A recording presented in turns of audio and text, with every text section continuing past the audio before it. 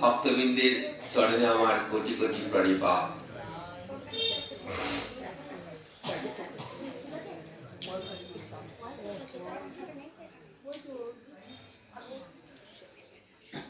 আজকে আমরা শ্রী শ্রী গীতার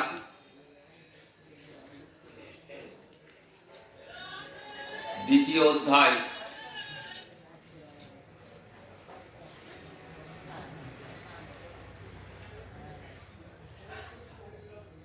সমবেত মন্ত্রোচ্চারণের মধ্য দিয়ে অপূর্ব আস্বাদন করলাম।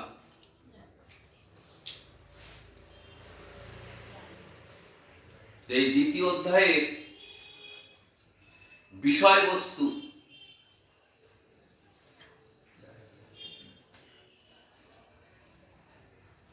সময় খুব বেশি নেই। আজকে পূর্ণ একাদশী, সুতরাং একাদশীতে একটু হরিবাসর হবে, তাই সামান্য পরিসরে দ্বিতীয় অধ্যায়ের বিষয়বস্তু যতটা সম্ভব সংক্ষিপ্ত আকারে একটু আলোচনা আমরা করব, আস্বাদন করব।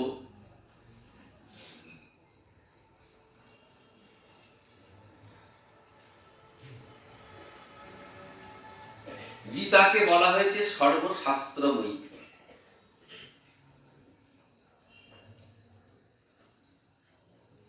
সর্বশাস্ত্রের সার হলো গীতা।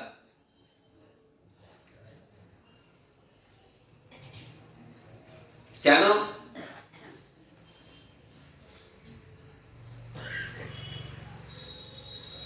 না, সনাতন ধর্মের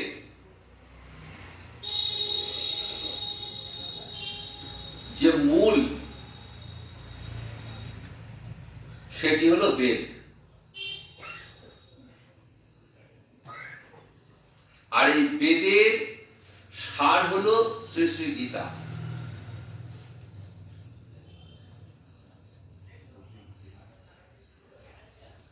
সুতরাং গীতা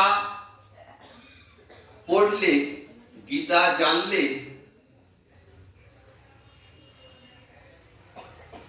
আর অন্য কোন শাস্ত্র পাঠে রুচি আসবে না।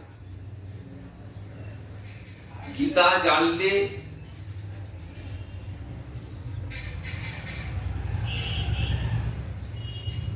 সমগ্র বেদকে জানা হয়ে যায়। বেদের যেটা মূল লক্ষ্য, পরমাত্মার সন্ধান, পরম তত্ত্বের সন্ধান। গীতাতেও আমরা সেই পরম তত্ত্বের সন্ধান পেয়েছি।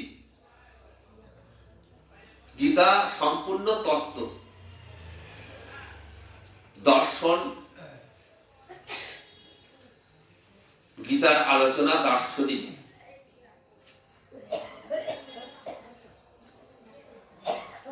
তাই গীতা জানলে, গীতা পড়লে শ্রীমদ্ ভাগবত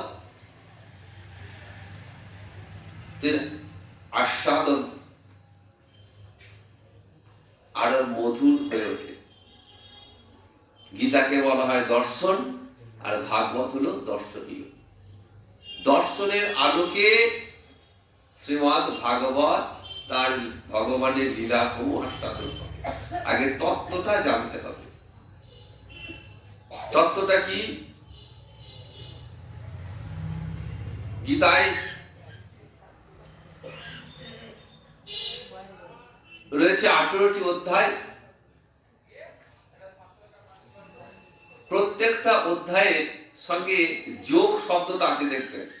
আজকে আমরা বললাম দ্বিতীয় অধ্যায় সাংখ্য যোগ, গতকাল পড়েছি অর্জুন বিষাদ যোগ। এই যোগ শব্দের অর্থ কি? যোগ শব্দের অর্থ হলো মিলন। কিসের মিলন? আত্মার সঙ্গে পরমাত্মার মিলন।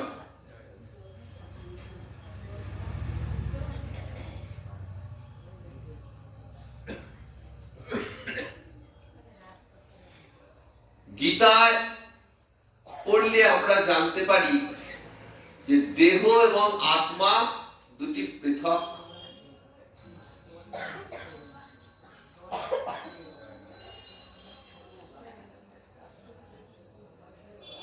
ভগবান অর্জুনকে খুব সুন্দর করে বুঝিয়ে দিয়েছেন। অর্জুন তো উপলক্ষ মাত্র, আসল উদ্দেশ্য আমাদের মতো জীবকে উপদেশ দান করা, যে আমরা তো বিষয়ভোগী জীব, আমার নিয়ে থাকতে ভালোবাসি, আমার ভাবতে ভালোবাসি। তাই ভগবান অর্জুনকে উপলক্ষ করে সমগ্র বিশ্ববাসীকে জানিয়ে দিলেন যে দেখো, এই জগতে কোনোটাই তোমার নয়। অর্জুন কুরুক্ষেত্রের যুদ্ধে নিজের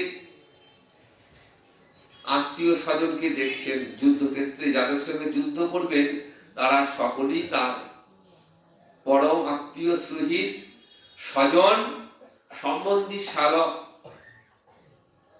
প্রথম অধ্যায়ে আমরা সৈন্য সমাবেশের কথা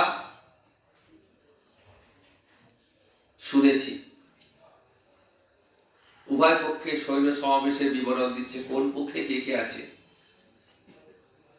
তো অর্জুন যখন দেখছেন যে তার বিপক্ষে যারা রয়েছেন, পিতামহ ভীষ্ম, দ্রোণাচার্য, কৃপাচার্য, সম্বন্ধী, শালক, দুর্যোধন আদি ভ্রাতা, তো ভাবছেন আমি এদের সঙ্গে যুদ্ধ করব? আমার নিজের কত, আমার রক্তের সম্পর্ক, এদের সঙ্গে যুদ্ধ করলে এরা সব যুদ্ধে নিহত হবে। যুদ্ধে নিহত হলে স্ত্রীরা বৈধব্য যন্ত্রণা ভোগ করবে, ব্যভিচারিণী হয়ে উঠবে, বংশে বর্ণ সংকর উৎপন্ন হবে, আর এই সব কিছুর জন্য আমাকে দায়ী করবে, এগুলো তোমার জন্য হয়েছে।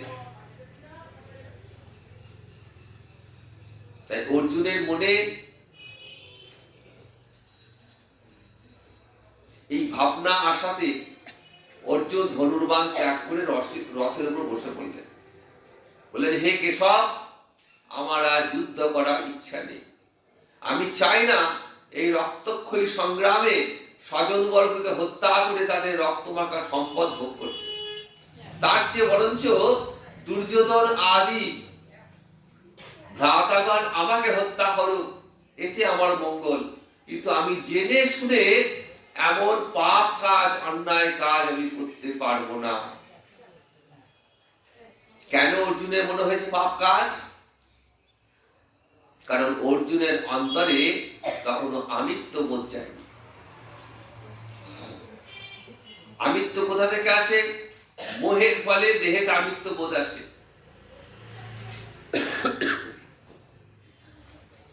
মোহের ফলে আমিত্ব বোধ আসে।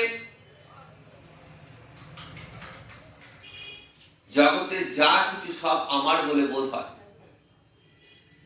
বাড়ি ঘর, স্ত্রী, পুত্র, কন্যা, টাকা পয়সা সব মনে হয় যেন সব আমার। এই আমিত্ব কতক্ষণ থাকবে? যতক্ষণ মোহ থাকবে, যতক্ষণ বিষয় আকাঙ্ক্ষা থাকবে। কখন এই মোহ নাশ হবে? যখন মন গোবিন্দ চরণে আশ্রয় নেবে। কি করে যাবে মনটা? গুরুর চরণতলে আশ্রয় নিতে হবে। গুরুদেব আমাদের শিখিয়ে দেবেন কেমন করে গোবিন্দ চরণে আশ্রয় নিতে হয়, মনটাকে গোবিন্দ চরণে সমর্পণ করতে হয়। গুরুদেব আমাদের সেই পথ দেখিয়ে দেবেন। এখানে গুরুরূপী ভগবান, জগৎ গুরু ভগবান, তিনি সমগ্র জগতের গুরু। তিনি আমাদের উপদেশ দিয়েছেন অর্জুনকে উপলক্ষ করে। তাই বলছেন অর্জুনকে, দেখো অর্জুন, তুমি যা শোকের যোগ্য নয় তার জন্য শোক করছো।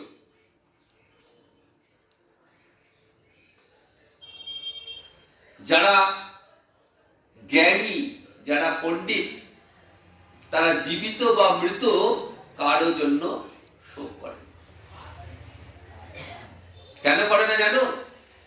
কারণ জ্ঞানী ব্যক্তি, পণ্ডিত ব্যক্তি জানে যে এ জগতে যা কিছু তার উৎপত্তি যেমন আছে তার পতনও আছে। একটা ছোট্ট চারা গাছ বাজার থেকে কিনে আনলেন, সেই গাছটাকে যত্ন করে সার জল দিয়ে গাছটাকে বড় করছে, বড় হচ্ছে, আস্তে আস্তে বড় হচ্ছে। একদিন সেই গাছে ফুল এলো, ফল এলো, আস্তে আস্তে আস্তে আস্তে প্রকৃতির নিয়মে সেই গাছটা কিন্তু একদিন শুকোতে শুরু করলো। তাকে শত চেষ্টা করলো, সার জল দিলেও সেই গাছ কিন্তু আর কিছুতেই হয়। প্রকৃতির কোলে গাছ একদিন বিলীন হবে। কারণ পাঞ্চভৌতিক দেহের এটাই নিয়ম। এই আমাদের যে দেহটা, এটাও পাঞ্চভৌতিক দেহ, প্রাকৃত জগতের দেহ। আর এই দেহটা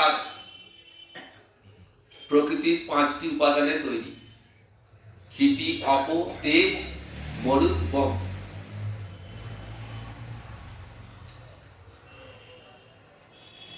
এই দেহটার আবার 6টা ভাব বিকার রয়েছে। জায়তে, দেহটা মাতৃগর্ভে জন্মগ্রহণ করে। অস্থি, জন্মগ্রহণের পর জীবের এই বোধটা জন্মায় যে আমি আছি, এই বোধটা আসে। বর্ধতে, 3য় পর্যায়, একটু একটু করে বৃদ্ধি পাবে। ঠিক যেমন চারা গাছটা বৃদ্ধি পাচ্ছে, এরকম জীব দেহটাও একটু একটু করে বৃদ্ধি পাবে। শৈশব, বাল্য, কৈশোর, যৌবন, একটা একটা করে স্টেজ আসবে। এক এক স্টেজে এক এক রকম বৃদ্ধি। যৌবন পর্যন্ত বৃদ্ধি, তারপরে কিন্তু আর বৃদ্ধি নেই। এবার ক্ষয় শুরু হবে। যে যৌবনের প্রান্তে প্রৌঢ়ত্বের সীমানায় জীব পা দিল, তখন সেই যৌবনের লাবণ্য, অহংকার, তেজ, এগুলো আর কিছুই থাকবে না। আস্তে আস্তে এবার ক্ষয় শুরু হবে। অপস্কিয়তে,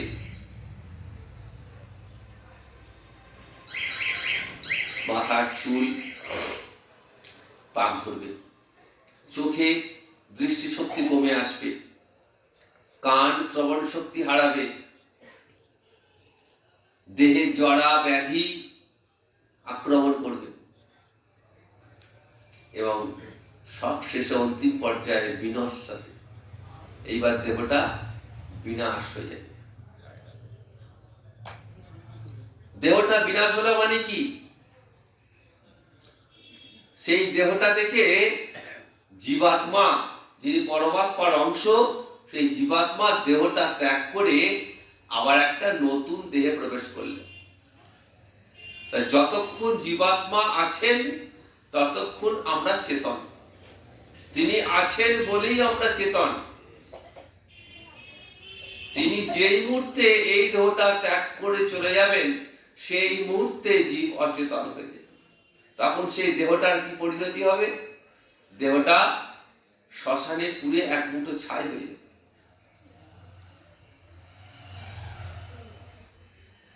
ছাইটা কি হবে? ছাইটা পঞ্চভূতে বিলীন হয়ে যাবে। 5টা উপাদান দেহের। ক্ষিতি মানে মাটি, মাটি অংশটা মাটিতে মিশে যাবে। অপ মানে জল, জল অংশটা জলে মিশে যাবে। তেজ, তেজে বিলীন হয়ে যাবে। মরুত মানে বায়ু,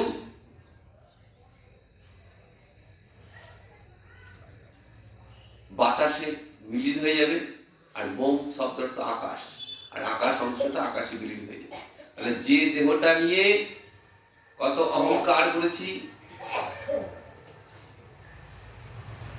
কত আস্ফালন করেছি, সেই দেহটা আর পরিণতি হলো এক মুঠো ছাই, প্রকৃতির কোলে বিলীন হয়ে গেল। তাহলে আমরা বলি জীবের মৃত্যু হয়েছে। কেন বলি? আমাদের সেই জ্ঞানটা নেই বলি আমরা বলি জীবের মৃত্যু হয়েছে, কিন্তু আমাদের দর্শন শাস্ত্র বলছে জীবের কোনো মৃত্যু নেই। মৃত্যু বলে কিছু হয় না। ভারতবর্ষের দর্শন বলছে জীবের কোনো মৃত্যু নেই, দেহান্তর প্রাপ্তি হয়, এক দেহ থেকে আর এক দেহে গমন,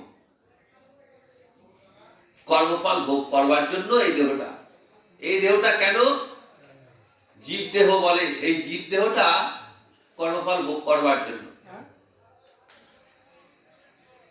84 লক্ষ জীব দেহ রয়েছে, এরকম 84 লক্ষ জীব দেহ রয়েছে।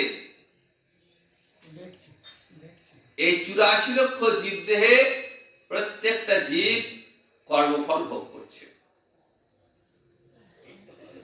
যেমন যেমন কর্ম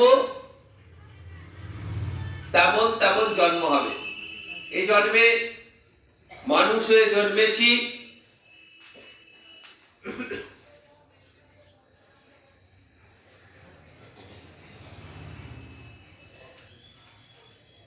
তাই পূর্বজন্মের সুকৃতি। মানুষে জন্মগ্রহণ করে যদি কাজটা, কর্মফলটা যদি মানুষের মতো না হয়, কর্মফলটা যদি মানুষের মতো না হয়,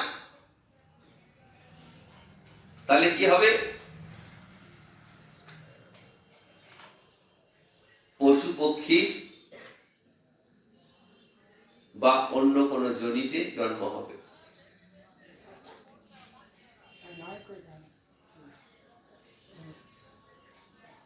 তাই ভগবান বলছেন অর্জুনকে, দেখো অর্জুন, যারা পণ্ডিত তারা জীবিত বা মৃত কারোর জন্য শোক করেন না। আর তুমি ভাবছো যে আমি যুদ্ধ করছি, আমি কর্তা,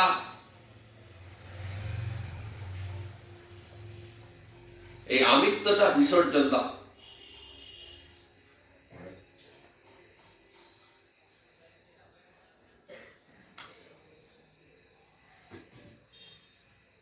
তুমি কর্ম করো, কর্মের ফলের আকাঙ্ক্ষা তুমি করো,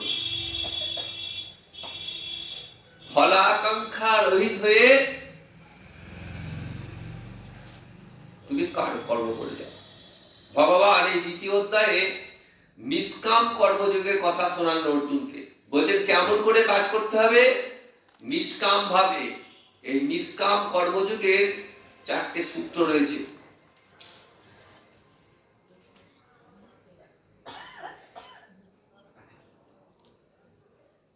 কি সেই সূত্র? বললেন কর্ম তোমার অধিকার। তুমি যখন জীবদেহ গ্রহণ করেছো, সুতরাং কর্ম তোমায় করতেই হবে। কিন্তু কর্ম করছো বলে তুমি ফলের আকাঙ্ক্ষা করো না। কর্মে তোমার অধিকার রয়েছে, কিন্তু ফলে তোমার অধিকার নেই, ফলটা তোমার হাতে নেই।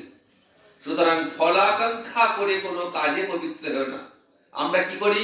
যে কোনো কাজ করবার আগে তার ফলটা আগে ভেবে নিই।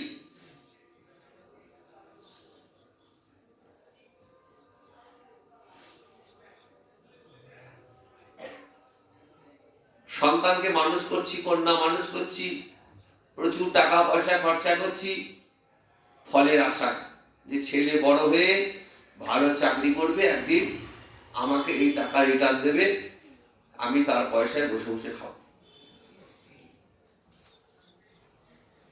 তাহলে কাজ হওয়ার আগেই ফলটাকে আশা করে নিলাম।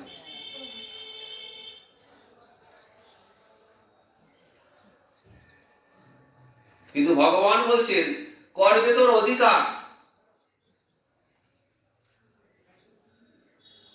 পুত্রকে মানুষ করা, কন্যাকে মানুষ করা, এটা তোমার কর্মের মধ্যে পড়ে, এটা তোমার অধিকার। কিন্তু বড় হয়ে যে পুত্র আমাকে দেখবে,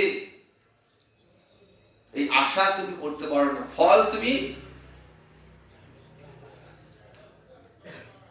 আশা করতে পারো না, ফলাকাঙ্ক্ষা করে কর্মে পবিত্র হয় না। সুতরাং ফল পাবো এই আশা করে কোনো কর্ম তুমি করো না। আবার ফলাকাঙ্ক্ষা নেই বলেও কর্ম ত্যাগে যেন প্রবৃত্তি না হয়।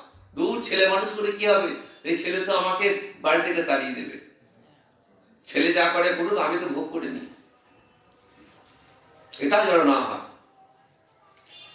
সুতরাং আমার যেটা কর্ম সেটা আমি করতে হবে।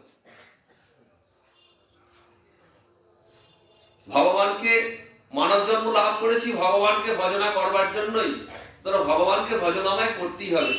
কিন্তু ভজন করবো বিনিময়ে ভগবান আমাকে দেবেন, এই আকাঙ্ক্ষা করে যেন আমার ভজনে প্রবৃত্তি না আসে। আমার যেটা পাওয়া আমি সেইটুকুই পাবো, বেশিও পাবো না, কমও পাবো। সুতরাং ফলাকাঙ্ক্ষা নেই, ফলাকাঙ্ক্ষা বর্জিত, আসক্তি শূন্য হয়ে যে কর্ম, সেটা হচ্ছে নিষ্কাম কর্ম। ভগবান অর্জুনকে নিষ্কাম কর্মের কথা শোনালেন।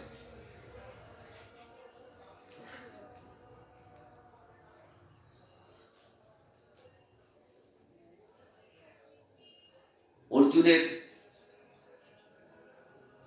মনে তখনও সন্দেহ যে তাহলে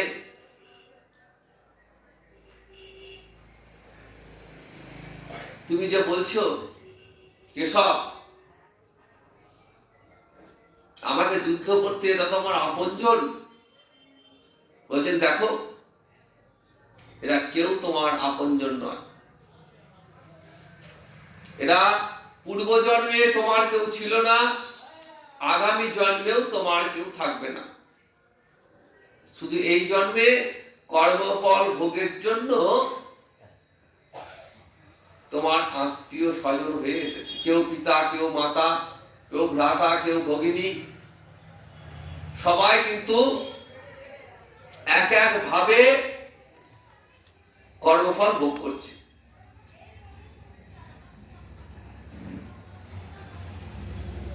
আগেকার দিনে যখন বাস ট্রেন ছিল না, তখন মানুষ এক স্থান থেকে অন্য স্থানে পায়ে হেঁটে যাতায়াত করত।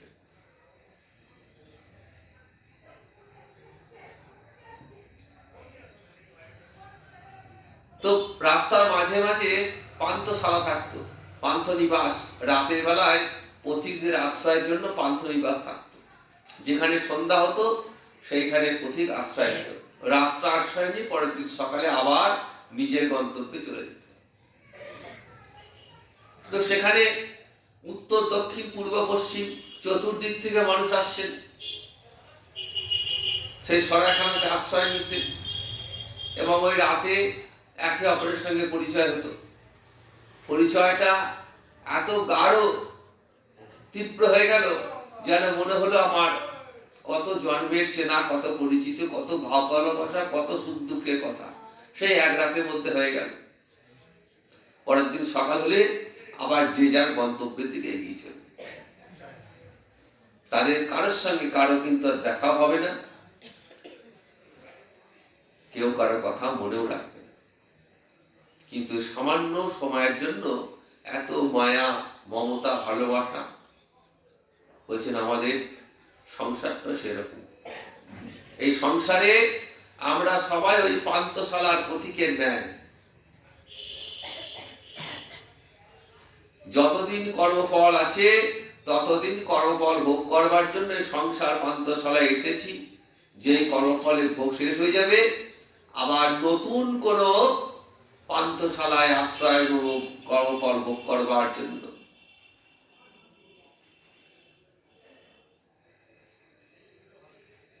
তখন জীবাত্মা কি করবেন? ওই পুরাতন দেহটাকে ত্যাগ করে আবার একটা নতুন দেহে প্রবেশ করবেন। ভগবান খুব সুন্দর উপমা দিলেন। বাসাংসি জীর্ণানি যথা বিহায় নবানি গৃহ্ণাতি নরূপরাণি তথা শরীরানি বিহায় জীর্ণা নন্নানি সংজাতি নবানি দেহি। ঠিক যেমন করে আমরা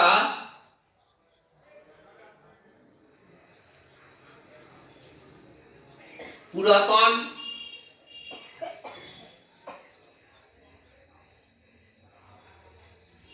বস্ত্র বস্ত্রটাকে পরিত্যাগ করে নতুন বস্ত্র পরিধান করি, যে বস্ত্রটা আমাদের পরার অযোগ্য হয়ে গেছে, জীর্ণ শীর্ণ হয়ে গেছে, আর পরা যায় না, তখন কি করি আমরা সেই বস্ত্রটাকে পরিত্যাগ করে একটা নতুন বস্ত্র পরিধান করি। ঠিক জীবাত্মাও সেরকম, যখন দেহটা পূর্ণ হয়ে গেল, দেহে জরা ব্যাধি আক্রমণ করলো, দেহের একে একে ইন্দ্রিয় পতন হয়ে গেল, দেহটা আর কোনো কাজে লাগলো না, তখন সেই দেহটাকে ত্যাগ করে জীবাত্মা চলে গেলেন আবার একটা নতুন দেহে। তৃণ জলৌকাবৎ, জলা জায়গায় তৃণ, যোগ যেমন একটা তৃণকে ছেড়ে আর একটা তৃণকে আশ্রয় নেয়, ঠিক সেরকম জীবাত্মাও সেরকম একটা দেহকে ছেড়ে আর একটা দেহকে আশ্রয়।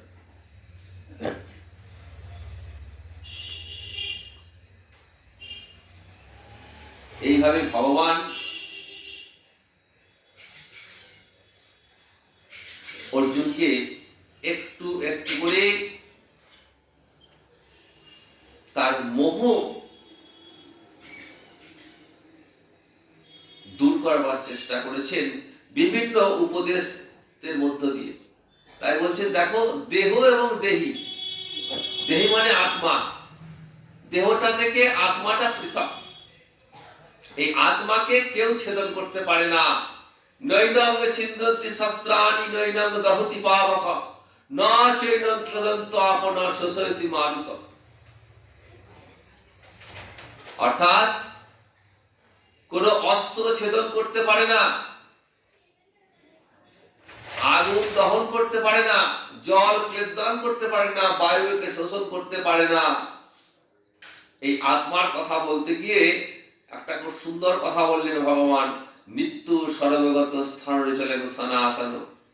বলছেন যে আত্মাটা হলো নিত্য, দেহটা অনিত্য, কারণ দেহটা বিনাশ হয়ে যাবে, কিন্তু আত্মাটা নিত্য। এই আত্মাটা নিত্য বলে কখনো বিনাশ নেয়, ইহা সর্বগত সর্বব্যাপী স্থির অচল, পরিবর্তন নেই। দিনের পর দিন আমার দেহটার পরিবর্তন হবে, 10 বছরের দেহটা 80 বছরে গিয়ে একই রকম থাকবে না, অনেক পরিবর্তন হয়ে যাবে, কিন্তু আত্মাটার কিন্তু কোনো পরিবর্তন হবে না, কারণ আত্মা সমস্ত প্রকার বিকার রহিত, সনাতন, চিরন্তন। আত্মার এই তত্ত্ব জেনে অর্জুনের কখনো শোক করা উচিত নয়, এটাই ভগবান বলছেন। আরো বললে যে দেখো, তোমার যদি মনে হয় যে দেহ নাশের সঙ্গে সঙ্গে আত্মাও শেষ হয়ে যাবে, তাহলে তোমার শোক করা উচিত নয়, কারণ জাতস্য হি ধ্রুব মৃত্যু, ধ্রুব জন্ম মৃতস্য, ধ্রুবং জন্ম মৃতস্য চ। যে জন্মগ্রহণ করেছে তার মৃত্যু একদিন হবেই, জন্মগ্রহণ করলেই মৃত্যুবরণ করতে হবে। পুনরপি জননং পুনরপি মরণং পুনরপি জননী জঠরে শয়নম। একবার জন্ম একবার মৃত্যু, সুতরাং জন্ম থাকলেই মৃত্যু আসবে, আবার মৃত্যু হলেই জন্ম হবে। সুতরাং যেটা অবশ্যম্ভাবী, যেটা অপরিহার্য, অবধারিত, তার জন্য শোক করা উচিত নয়। দেখো অর্জুন, জীবসমূহ প্রথম অব্যক্ত, আবার শেষও অব্যক্ত, মাঝে কিছুদিন ব্যক্ত। অর্থাৎ আমার এই দেহটা আগেও ছিল না, পরেও থাকবে না, শুধুমাত্র মাঝে কিছুদিন ব্যক্ত, কর্মফল ভোগ করবার জন্য। পুত্র মিত্র করত্র আত্মীয় স্বজন কারো সঙ্গে কারো কোনো সম্পর্ক নেই, এটা মাইক সম্পর্ক। আপন আপন কর্মফলের জন্য কেউ পিতা, কেউ মাতা, কেউ পুত্র, কেউ ভ্রাতা, এই মাইক সম্পর্কে জড়িত। আর এই সম্পর্কের জন্যই আমরা শোক করি। কেন না আমাদের অন্তরে মোহ আছে। এই মোহ যেদিন দূর হয়ে যাবে, সেদিন আর এই জাগতিক কোনো কিছুর জন্য শোক থাকবে না, জাগতিক শোক সেদিন দূর হয়ে যাবে। তাই অর্জুন, যুদ্ধ করা তোমার কর্তব্য, তুমি ক্ষত্রিয়, ক্ষত্রিয়ের কর্তব্য হলো দেশ রক্ষা করা, প্রজা পালন করা, তোমার যুদ্ধ করা তোমার কর্তব্য, এটা ধর্মযুদ্ধ। তুমি যুদ্ধ যদি না করো তাহলে তুমি স্বধর্ম ভ্রষ্ট হবে এবং তোমার কীর্তি যশ নষ্ট হবে। লোকে চিরকাল তোমার অপযশ ঘোষণা করবে। মানি ব্যক্তির কাছে অপযশ অপেক্ষা মৃত্যু অধিক। লোকে বলবে অর্জুন ক্ষত্রিয় বীর হয়েও ভয়ে যুদ্ধক্ষেত্র থেকে পালিয়েছে। সকলের কাছে ছোট হয়ে যাবে। ক্ষত্রিয় যুদ্ধে মৃত্যুবরণ করে তাহলে তার স্বর্গলাভ হবে, আর যদি জয়লাভ হয় তাহলে পৃথিবী ভোগ করে। তাই অর্জুন তুমি ওঠো, তুমি যুদ্ধ করো। অর্জুন ভাবছিলেন যুদ্ধ ক্ষত্রিয় ধর্ম বটে, কিন্তু যুদ্ধ তো নরহত্যা হবে, অনেক মানুষের মৃত্যু হবে, তাহলে এই তো মহাপাপ। অর্জুনের কথা ভগবান অর্জুনের মনটা দেখছেন, বুঝতে পারছেন যে অর্জুন মনে মনে ভাবছেন। তাই বলছেন দেখো অর্জুন, তুমি যদি রাজ্য লাভের আশায়, তুমি যদি মনে করো যে এদেরকে হত্যা করে আমি রাজ্য লাভ করবো, রাজ্য লাভের আশায় যদি যুদ্ধ করো, তার জন্য তোমায় কর্মফল ভোগ করতে হবে। অন্যায় যুদ্ধে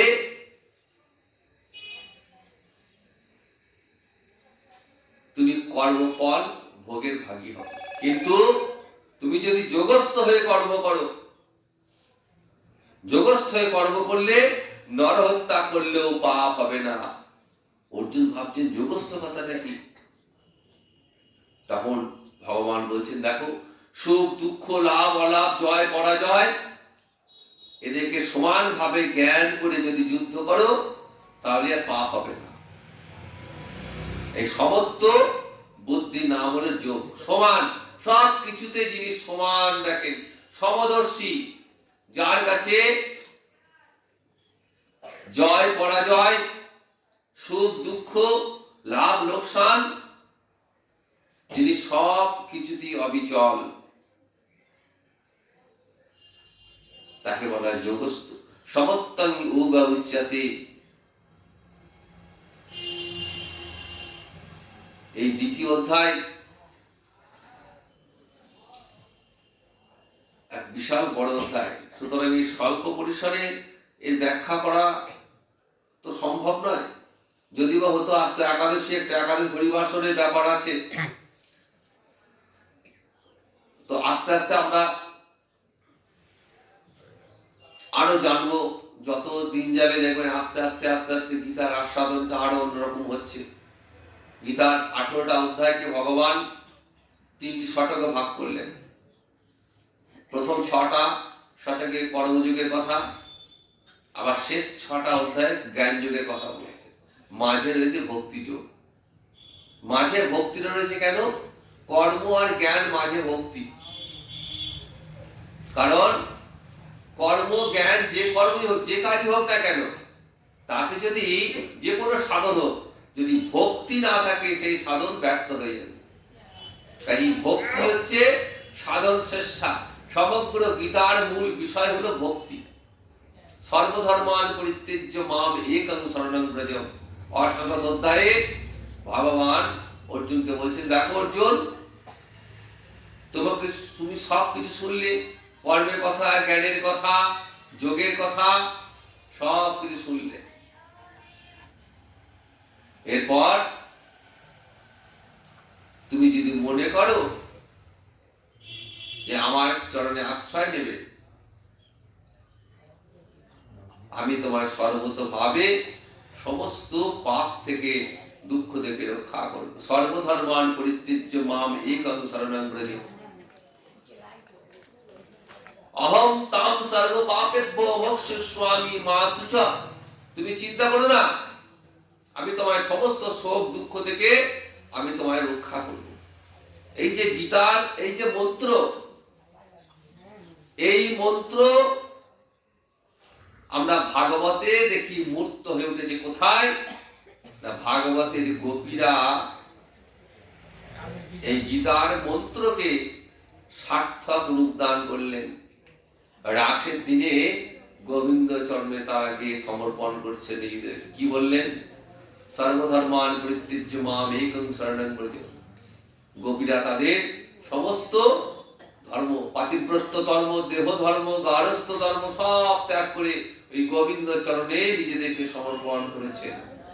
তাই সমগ্র গীতার সার কথা হলো গোবিন্দ চরণে শরণাগতি। আজ তো পুণ্য একাদশী তিথি।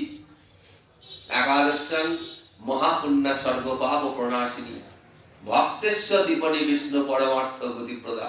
শাস্ত্রে বলছে জগতের যত প্রকার ব্রত তিথি পর্ব রয়েছে তার মধ্যে সর্বশ্রেষ্ঠ হলো একাদশী ব্রত। একাদশী ব্রত জগতে আর দ্বিতীয় নেই। একাদশী পালন করলে আর অন্য কোনো ব্রত পালনের প্রয়োজন হয় না। এই একাদশী ভগবান শ্রীহরির অত্যন্ত প্রিয়। তাই ভগবানকে সন্তুষ্ট করবার, ভগবানকে খুশি করবার, ভগবানকে কাছে পাওয়ার এক দুর্লভ সুযোগ আজকে একাদশী ব্রতের দিন। যদি ভগবানকে কাছে পেতে হয় তাহলে নিষ্ঠার সঙ্গে ব্রত পালন করুন। ব্রততে খাওয়া দাওয়া বিধিনিষেধ যা আছে আছে। ব্রতের মূল অঙ্গ কিন্তু হরিনাম সংকীর্তন। আমি উপবাস করলাম, জল স্পর্শ করলাম না, একাদশী করেছি আজকে আমার সারাদিন বিশ্রাম। বাড়িতে বললাম যে আজকে একাদশী, আজকে বাড়ির লোক যা যে যা খুশি পারো খাওয়া দাওয়া, রান্না করবো না, খাবো না, এই মোবাইল নিয়ে বসলাম।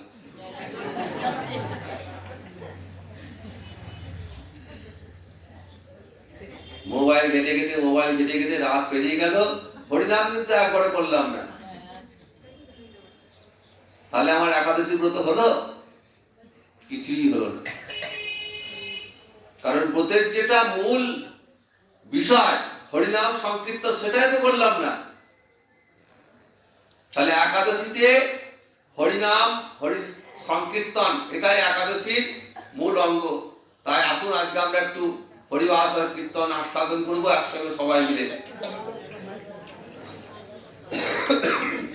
হরে হরি কীর্তন বিধান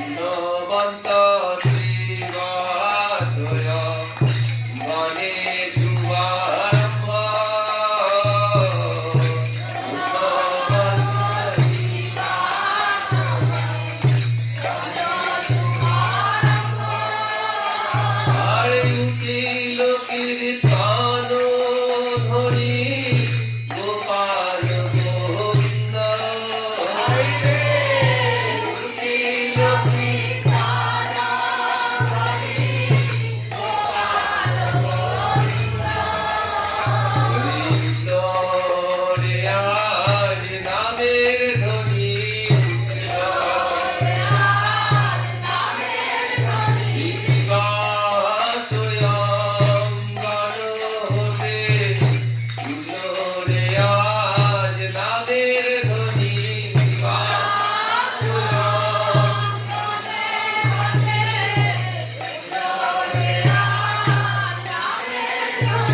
গোপাল গোবিন্দ বলি কৃষ্ণ রে আজ নামের ধ্বনি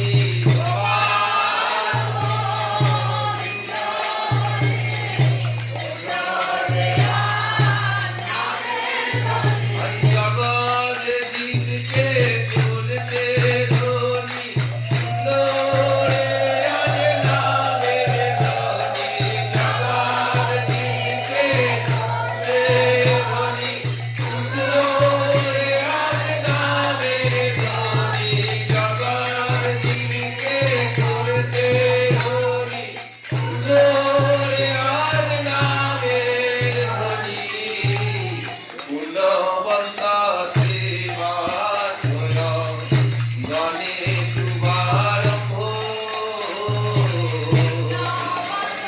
সেবা জয় হরে উঠিল কীর্তন ধ্বনি গোপাল গোবিন্দ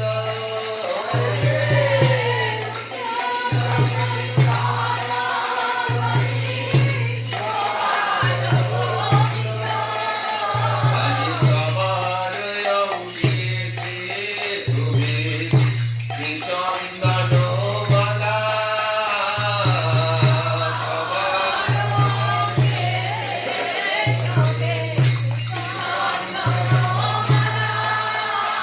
আজ সবাই গায়ে নাম কৃষ্ণ প্রেমে হয়ে ভোলা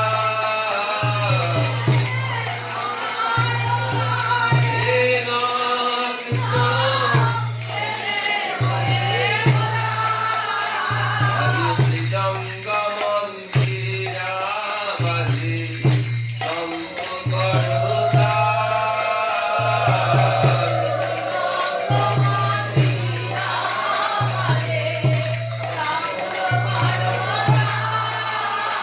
আরে সংকীর্তন সঙ্গে পাব হইল মিঠাই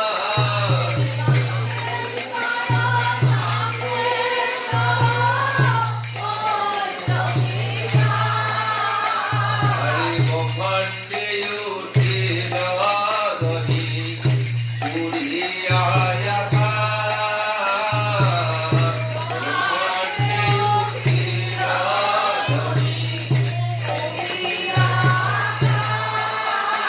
আরে চৌদিকে রামঙ্গল তব যায় না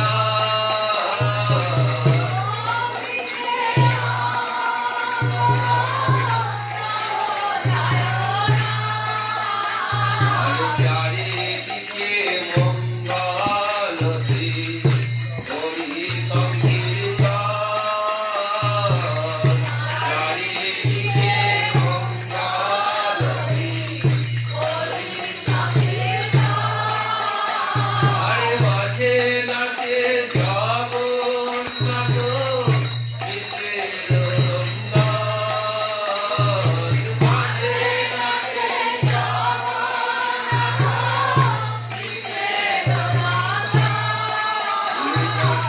আমার দূর নাচে আরে বিবাহ স্বয়ং ভালোবাসে নাচে আমার দূর নাচে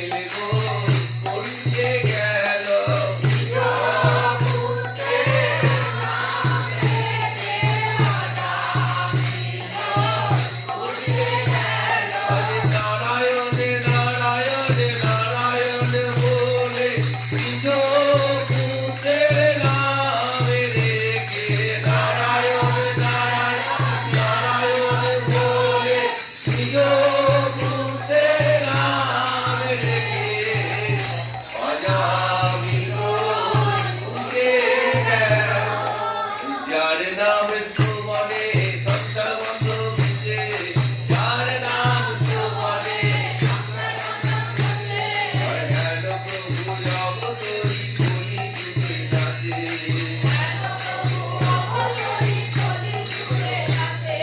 যার নাম লইয়া শুভ নারদ বেড়ায়, ভগত বদন প্রভু যার গুণ গায়।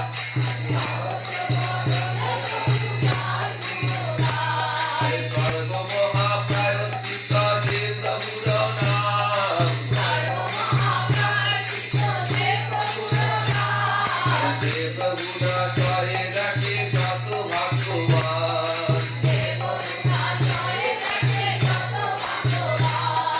নিজানন্দে নাচে মহাপ্রভু বিশ্বম্ভর, নিজানন্দে নাচে চরণের তালি শুনি অতি মনোহর।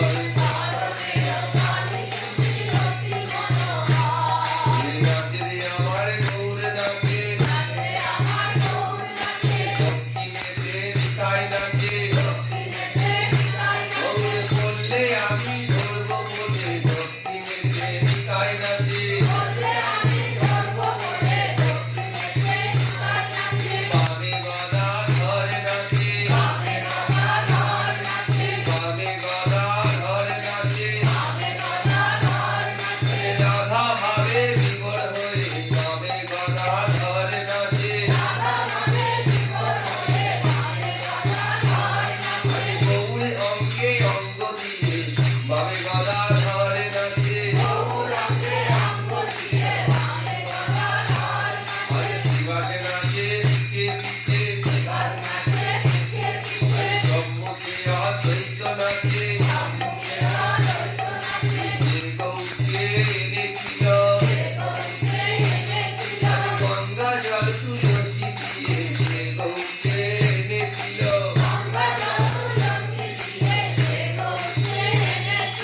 শান্তিপুরের ঘাটে বসে, যে গৌরকে এনেছিল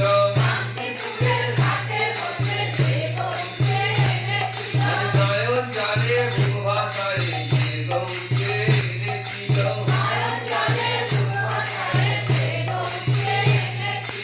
আনিয়া দেখাবো বলে, যে গৌরকে এনেছিল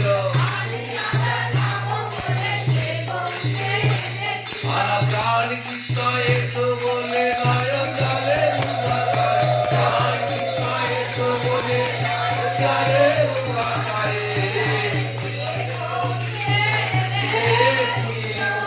আজ বাবা বেশে মালা নাহি রাহায় গলায়, বাবা বেশে মালা নাহি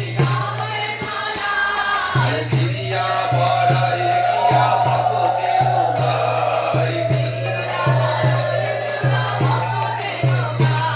আজ শ্রীকৃষ্ণ চৈতন্য নিত্যানন্দ চালু ঝাড়, শ্রীকৃষ্ণ চৈতন্য নিত্যানন্দ বৃন্দাবন রাধে প্রভু পদ চুমি ধার।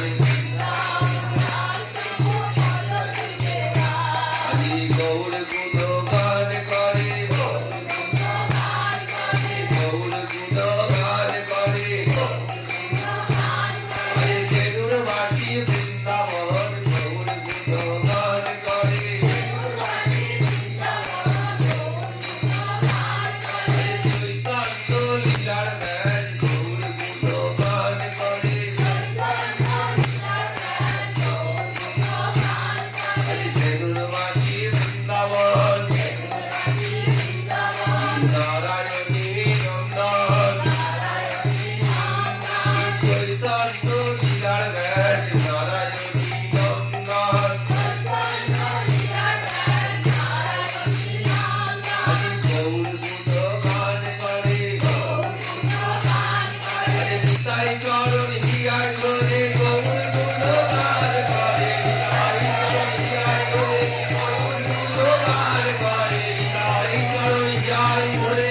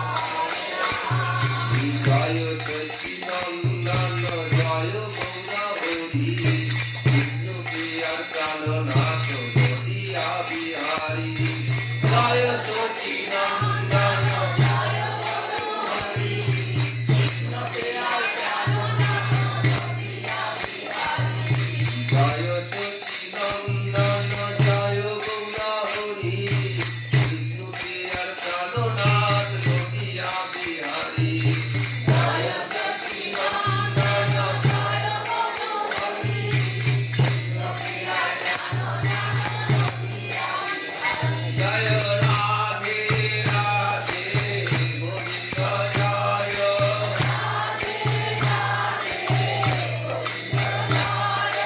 রাধা রানীর জয় রাম বৃন্দাবন বিলাসিনী রাধা রানীর জয় রাম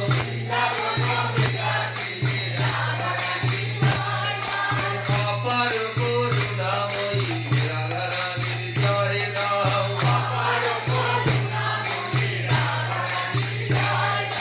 মহাভাগ স্বরূপিণী রাধা রানীর জয় রাম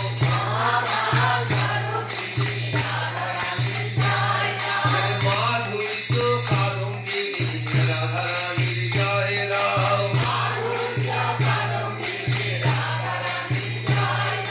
কৃষ্ণ প্রেমে উন্মাদিনী রাধা রানীর জয় রাম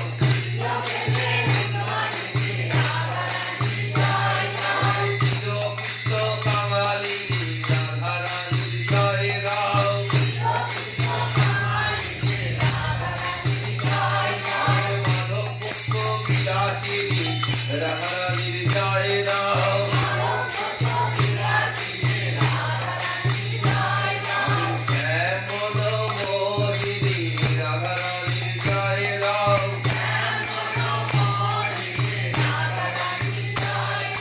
শ্যামকটে হেমমণি রাধা রানীর জয় রাম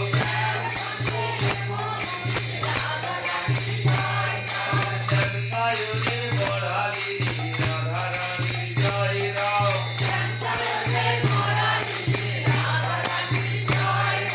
শ্যামসদনের চাতকিনী রাধা রানীর জয় রাম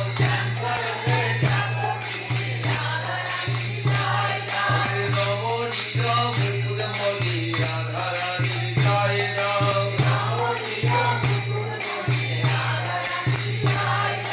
প্রাণ করে জয় রাম ভব জানা যাবে দূরে প্রাণ করে জয় রাম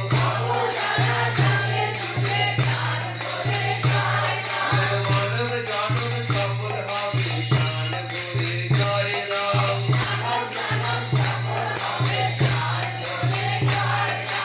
এমন জনম আর হবে না প্রাণ করে জয় রাম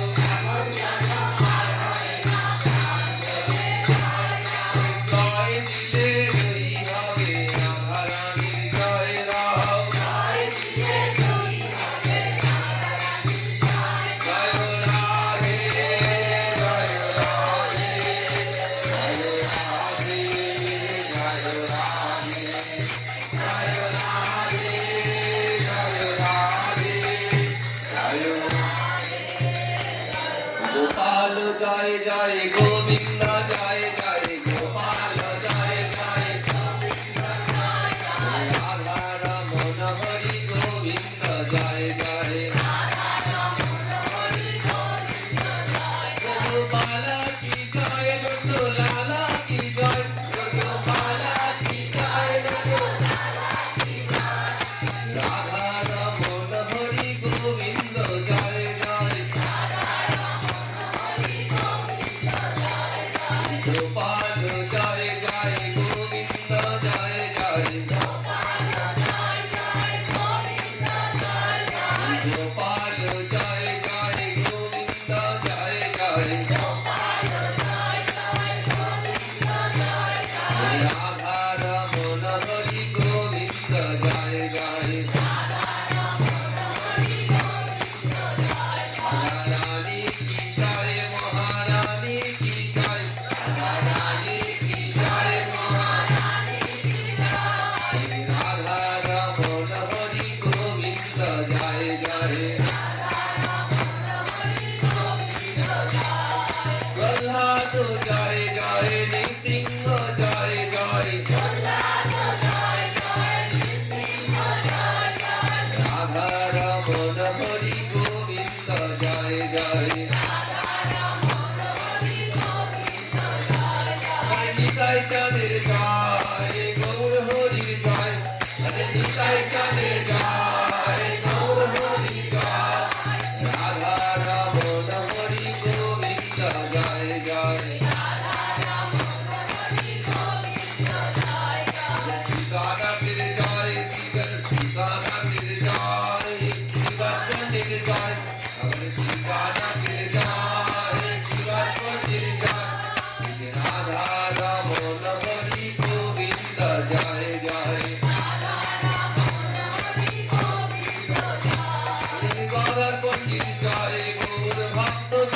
জয়, শ্রী গদাধর পণ্ডিত জয়।